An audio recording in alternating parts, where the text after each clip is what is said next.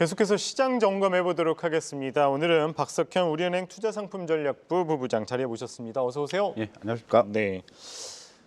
간밤 글로벌 증시 가장 큰 이슈 또 사우디 러시아 감산 연장 관련해서죠. 그 때문에 또 유가 10개월 내 최고치를 달성을 했습니다. 아무래도 미 증시에도 영향을 받았었는데요. 현재 상황 좀 어떻게 바라보십니까? 일단 사우디하고 러시아가 일단 감산을 계속 해오고 있는데 예. 그 기간을 이제 연말까지로 이제 연장하기로 일단 합의를 한 것 같고요. 사우디 같은 경우는 이제 화석 연료 이후의 시대를 지금 바라보는 어떤 장기적인 조치라고 볼 수 있을 것 같고, 예. 러시아 같은 경우는 아무래도 이제 지정학적 요인이 있기 때문에 사우디하고 러시아하고의 어떤 니즈가 약간 교집합을 이룬 상황 속에서 감산이 이어지고 있다라고 봐야 될 것 같고, 좀 뭐 연말이 아니라 더 지속이 될 가능성도 충분히 있다라고 봐야 될 것 같습니다. 미국의 지금 원유 생산량이 하루에 한 1,280만 배럴 정도를 기록을 하고 있는데 예. 가장 많은 수준이고요. 지금 사우디 같은 경우는 그 8월 말 기준으로 봤을 때 미국이 8월 말 기준이고 사우디는 이제 최근 월말 기준으로 봤을 때 900만 배럴 밑으로 지금 내려가 있습니다. 이 과거에 얼마 전까지만 하더라도 그 전 세계 원유 생산량 1, 2, 3위가 미국, 뭐 사우디, 러시아 이렇게 그 상당히 좀 그 좁은 범위 내에서 이렇게 몰려 있었는데 예. 지금 상당히 좀 격차가 커졌고요.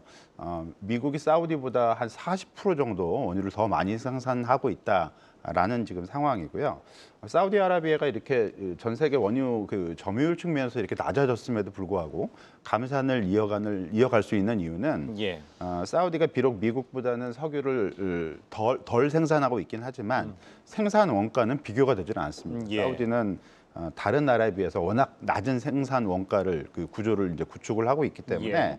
수익성이 상당히 좋아서 다소간의 생산량이 좀 적더라도 감산을 계속할 수 있는 여지가 있다라고 볼 수가 있을 것 같고요. 예. 따라서 당분간 이 감산 이슈가 지속이 될 가능성이 높고 이런 부분들이 원유, 그러니까 유가에 미치는 영향력은 지속이 될 수밖에 없다라고 봐야 되는데 예. 이 고유가가 지속이 됐을 때 이제 첫 번째 요인은 뭐 잘 알려졌다시피 물가에 좀 부정적인데요. 그렇죠. 미국 소비자 물가지수 상승률이 다음 달에 이제 8월 달 수치가 이제 공개가 되게 되는데 예. 시장 예상치는 지금 전년 동월 대비 3.8% 증가했을 것으로 늘어났을 것으로 예상이 되고 있는데 이 예. 수치는 지금 2개월 연속 지금 상승하는 뭐 흐름에 해당을 하게 되고요. 예. 유가가 이렇게 좀 고공행진을 하게 됐을 경우에는 9월 달에도 지금 한 3개월 연속 상승을 하지 않을까 예상을 할 수 있을 것 같습니다. 예. 물론 그 전체 소비자 물가지수하고는 달리 핵심 소비자 물가지수 상승률은 여전히 조금씩 둔화되는 것으로 나타나고 있기 때문에 예. 이게 당장 어떤 큰 문제를 발생시키고 있지는 않지만 전체 소비자 물가지수, 그러니까 원유가의 영향을 받는 이런 부분들이 계속 오르고 있다라는 부분도 부담이 되지는 않는다라고 볼 수는 없을 것 같고요. 예. 두 번째는 아무래도 이제 물가 불안 요인으로 작동을 하면서 국채 금리가 오르고 있다라는 부분이고요. 전일 미국 시장에서도 10년물 국채 금리가 다시 예. 4.3%에 좀 다가섰고요. 2년물은 거의 이제 5%에 다시 재접근을 하고 있는 상황이기 때문에 이 국채 금리 상승 요인이 직접적으로 주식 시장이나 금융 시장에는 부담 요인으로 작동을 하고 있다라고 봐야 될 것 같습니다. 예. 뭐 최근에 이 글로벌 시장에서 가장 큰 이슈는 아무래도 중국 경기일 겁니다. 그런데 이번 이 감산의 연장 배경으로 이 중국 때문에 이 배경으로 이 원유 최대 수요처인 중국 경기 침체도 또 언급이 되고 있어요. 이번으로 인해서 또 중국 경기도 또 더욱 안 좋아질 거다 이런 분석도 나오고 있는데 어떻게 바라보십니까? 뭐 중국이 그렇다고 마이너스 성장을 하는 거는 아니기 때문에 뭐 예. 침체라고 보기는 그렇지만 심리적으로는 일단 좀 그럴 수 있을 것 같습니다. 예. 일단 부양책을 중국 정부가 잇따라 지금 발표를 하고 있고요. 최근에는 좀 파급력이 큰 일선 도시 부동산 부양책도 지금 발표를 한 상황이고요. 예. 일정 부분은 개선 조짐이 좀 나타나고 있고 금융시장도 좀 회복이 되는 움직임이긴 하지만 중국 정부의 정책 조치가 하강 속도를 늦추려는 것이지 예. 경기를 좀 반등시킬 어떤 그런 요인은 그런 정도의 어떤 강도는 아닐 것으로 예상을 하고 있고요. 예. 실제로 중국 경제 성장률에 대한 어떤 전망치는 여전히 하향 조정을 지속을 하고 있는데 예. 올해 같은 경우는 지금 그 GDP 성장률이 전망치가 5.2%까지 지금 내려가 있는 상황이고요. 한때 이게 한 6% 이상을 기록할 수 있을 것이다라는 기대도 있었지만 지금 많이 내려가 있는 상태고 예. 더 내려갈 수도 있습니다. 그리고 내년도 성장률이 지금 4.5%까지 지금 내려가 있는 거거든요. 예. 그러니까 중국의 성장률 둔화가 일시적인 요인이 아니라 내년까지 이어지는 쪽으로 해석이 되고 있기 때문에 그리고 그 고금리 여파로 인해서 주요 선진국들도 내년 성장률이 좋지 않기 때문에 중국 경제가 그 회복세로 진입할 것으로 예. 기대하기는 지금 좀 성급한 시점이지 않을까라고 볼 수 있을 것 같고요. 예. 연말 이후에나 상황 변화를 봐가면서 중국 경제의 변화 요인을 좀 짚어봐야 될 것 같습니다. 예.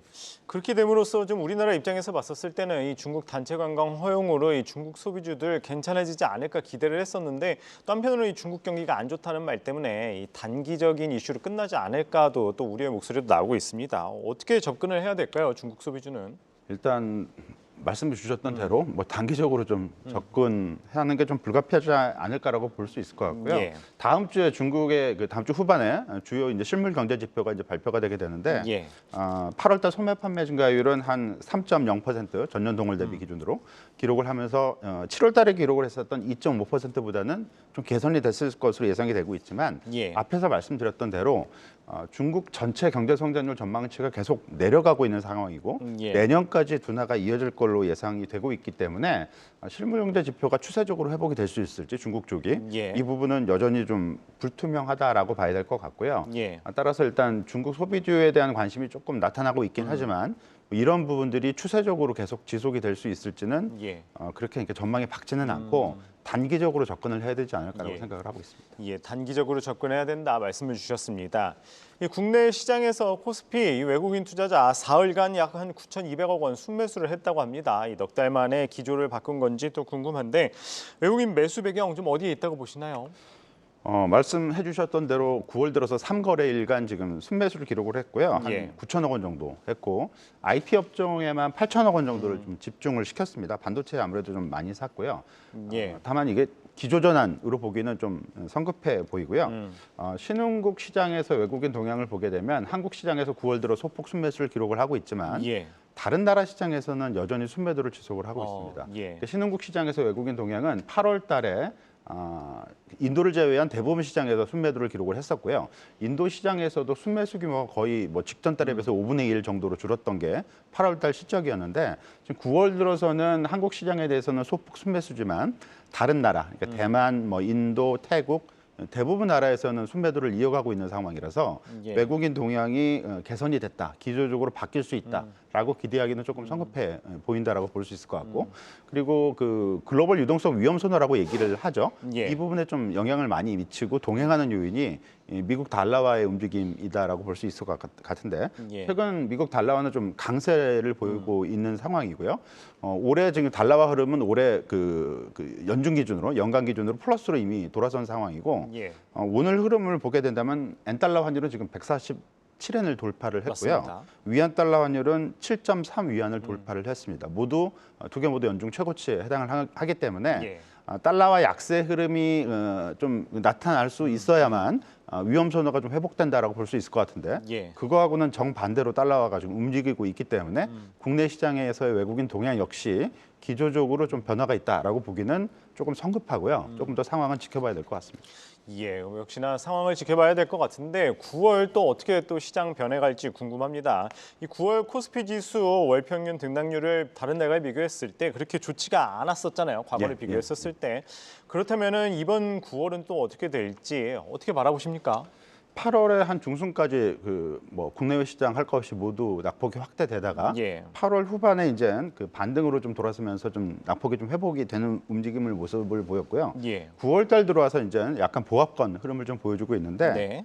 9월 수익률이 단번에 좋은 수익률로 호전될 수 있기는 좀 어렵지 않을까라고 예상을 하고 있습니다. 예. 아무래도 FOMC 회의에 대한 어떤 그 눈치 보기 장세가 이어질 가능성이 있기 때문에 예. 뭐 그 낙폭이 크지는 않는다 하더라도 약간의 어떤 등락 과정 정도를 봐야 되지 않을까라고 판단을 할 수 있을 것 같고요. 앞에서 말씀드렸듯이 지금 시점에서 이제 중요한 부분은 연중 금리 인상이 거의 끝나가는 사이클이기 때문에 예. 이 고금리 상황 하에서 성장이 제대로 회복될 수 있을지 이 부분이 중요한데 지금 현재는 거기에 대한 전망치가 상당히 좀 불투명성, 예. 불확실성 부분으로 돌아서고 있는 상황이기 때문에 주식시장 수익률이 당분간은 조금은 그 조정 압력 예. 쪽에서 벗어나기는 쉽지 않지 않을까라고 생각을 하고 있습니다. 예. 그러면 그 가운데에서 좀 주목할 만한 업종은 어디가 있을까요? 좀 간단하게 짚어보 주시죠. 많이 얘기되는 게 이제 반도체인데요. 맞습니다. 반도체는 공급 축소 요인이 분명히 있긴 합니다. 하지만 중요한 부분은 실제 반도체 주식들이 주가적으로 계속 상승하기 위해서는 네. 수요가 회복이 될 수 있어야 네. 되는데 그 부분은 상당히 조금 갑론을박이 좀 있는 것 같습니다. 그래서 예. 집중적으로 지금 반도체 주식을 매수하는 거는 그렇게 현명한 전략은 아닐 거로 생각을 하고 있고 예. 로봇이나 AI 같은 경우는 중장기적으로는 충분히 접근 가능합니다. 다만 시각을 좀 넓혀서 중기적으로 접근을 할 필요성이 있을 것 같고요. 단기적으로는 아무래도 대안으로 떠오르고 있는 헬스케어 쪽이 조금은 단기적으로는 좀 유망하지 않을까라고 볼 수 있을 것 같습니다. 예, 단기적으로는 헬스케어 또 중장기적으로는 AI와 로봇 쪽 관심 가질 필요가 있다 말씀 주셨습니다. 오늘은 박석현 우리은행 투자상품전략부 부부장 이야기 들어봤습니다. 고맙습니다. 예, 감사합니다.